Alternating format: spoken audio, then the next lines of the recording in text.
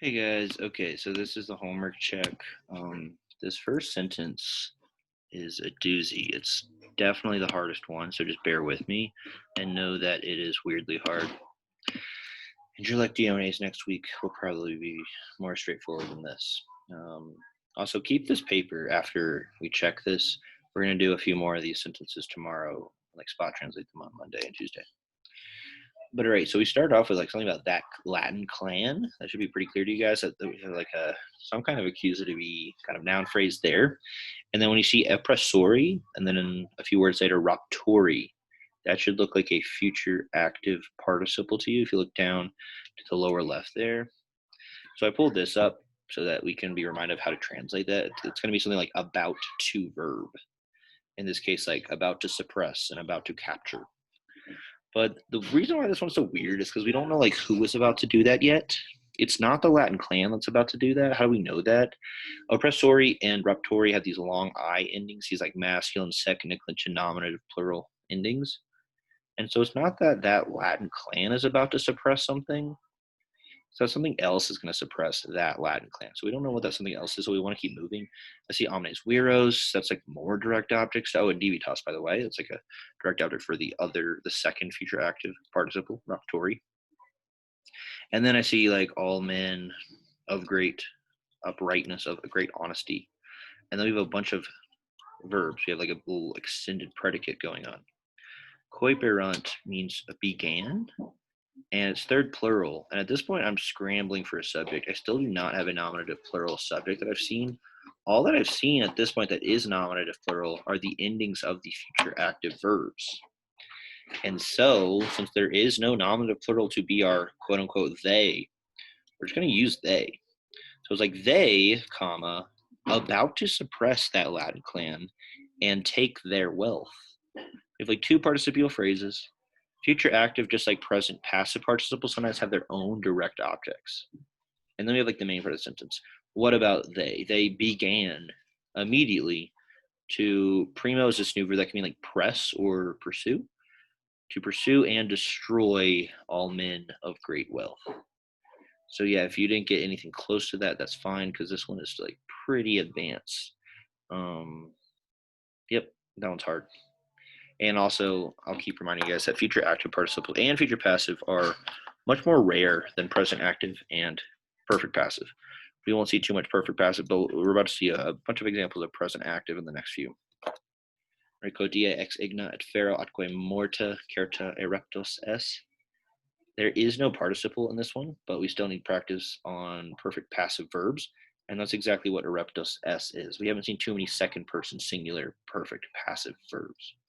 But the first two words, hopefully after last week's review, that is pretty easy for you guys. Quote DA is like on that day, or I'm sorry, on which day. I'm gonna have to change that for all of these. It's good to do this ahead of time, I guess. So on which day, because this is like a question. On which day, and then we have like some ablatives coming up, ex igna, et fero, and even morta or curta morta. So we want to know what's going on with the verb. And since it's perfect active, we can use were you? Oh. At this time, I need all remaining Carline students to dismiss out the exit by the gym. YMCA can now be dismissed. Thank you. I think that's the only time that'll happen. So on which day have you, because it's second person, we want to use have to make it perfect. We can also use were. Were might sound a little better. Have you been, or were you, snatched or rescued? We're seeing this verb a lot lately, right? Snatched or rescued. I want to stretch this out a little bit. So on which day have you been or were you captured? And then I gave away the rest, but in the future I probably want to stretch that out. On which day and were you captured does sound better. So perfect passive, I've been stressing that it should be have been verbed, but was or were verbed is obviously not obvious. It sounds better here, obviously, but also that is an option technically for perfect passive. Have been verbed or was or were verbed. Just like perfect active and imperfect active can be translated pretty much identically, so too for perfect passive and imperfect passive. Because like a repie batur would basically be translated the same way. Anyway, rescued from fire and from iron and even death, even certain death. So ferrum is like iron, but sometimes it's used to refer to like sword metal specifically. And so I think iron probably sounds better. If we said and from a sword or something, that'd be kind of weird. Just make these green. It got really loud all of a sudden. All right. Next one.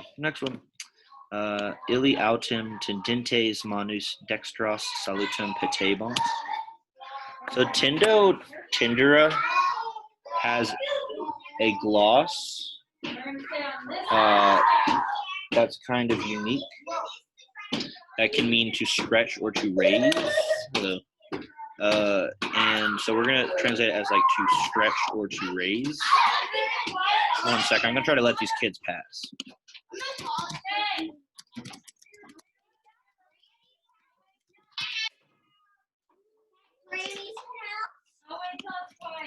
All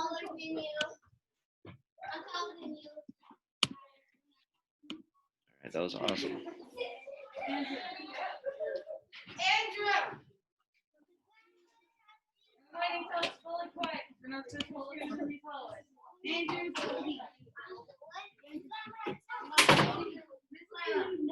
Andrew! I will not move until we're quiet. I heard your voice. Hey guys, what are we doing, LPH? Let's show her. Much better.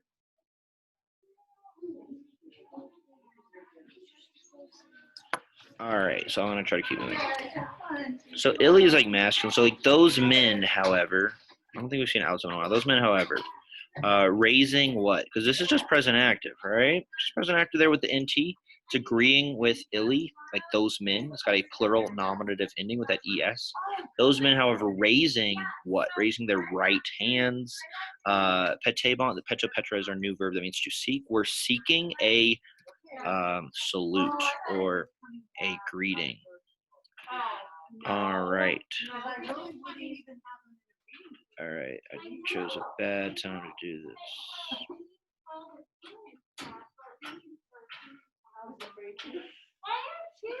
I don't want to rock the boat.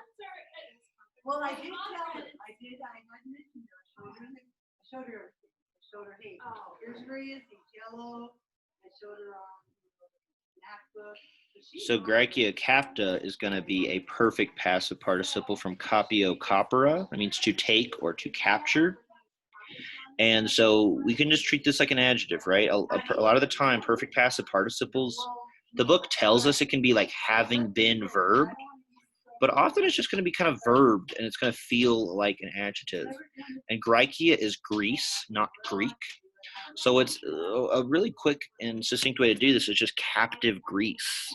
You can say like Greece having been captured, but that's so long-winded compared to just captive Greece. And then asperum victorum here looks like it might be a direct object noun phrase. So captive Greece captured a harsh victory. That's the direct object. So we're using the same verb twice. I think this is supposed to sound kind of clever and kind of like a paradox or something. It might be referencing the saying that even though Greece was eventually captured by Romans, that their culture exerted itself on Rome so much because Rome was so highly influenced by Greek culture that even though they were like politically captive to Rome or were a client state or a part of their own empire, their culture was very influential. Okay. Maybe I'll remind you guys in class to what do I have like a time? I don't know what time in the video it got super loud for 3 minutes, but all right. Atticus Ciceroni ex patria fugenti multam pecuniam dedit. Just a reminder here, Ciceronis is third declension. So this long I can only mean one thing. Atticus is a name of his brother. And this sentence is kind of true. They wrote a lot of letters back and forth, and we have a lot of them. So Atticus is a subject. So Ciceroni here, if he's third declension, that long I must be dative. So unless it's some kind of weird date of a purpose or something, it's going to be Atticus to Cicero, and then X is from. It's probably from a country. But what do we do with Fugienti? Hopefully you recognize that it is a present active participle with that nt there. So what's it going with? That's what's kind of hard here. This whole sentence would have been a lot easier if we saw Fugienti right next to Cicerone, but we don't. Remember that present active participles have third declension endings, so that fits with Cicero. Cicero is also third declension, and that's probably the only way that we would maybe figure out what's going on here. That Fugienti is a present active participle describing what Cicero is doing. So we kind of, it's like a participial phrase with Cicero and ex patria, but as English speakers, we would expect it to be between Cicero and ex patria, but it's not.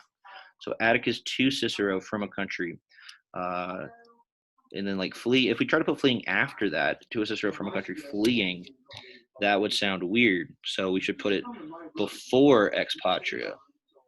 So Atticus to Cicero fleeing from a country gave a direct object, right? The end there, dedit pecuniam, is just gave much money.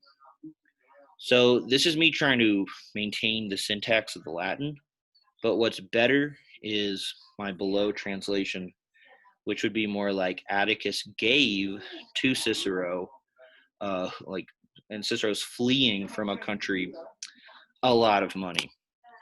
And so that's the direct object at the end. He gave to Cicero, fleeing from a country, a lot of money. All right, guys, this one was really noisy. I probably should have waited till later, but what are you going to do? If y'all want to talk these over later at some point, we can do that. And, yep, good luck. All right.